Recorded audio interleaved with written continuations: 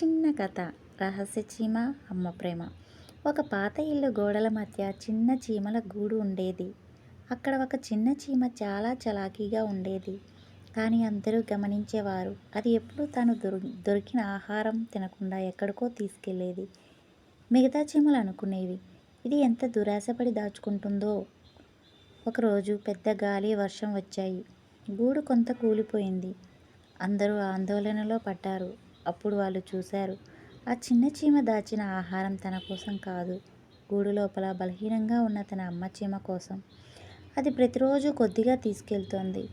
అమ్మ చీమ వృద్ధురాలు, బయటికి వెళ్ళి ఆహారం తెచ్చుకోలేకపోయేది. ఆ చిన్న చీమ నిశ్శబ్దంగా తన బాధ్యత తీసుకుంది.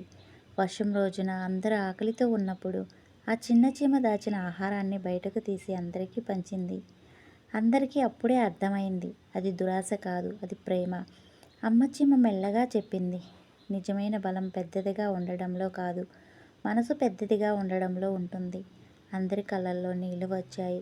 ఆ రోజు నుంచి ఆ చిన్న చీమను రహస్య చీమ కాదు, బంగారు మనసు చీమ అని పిలిచారు.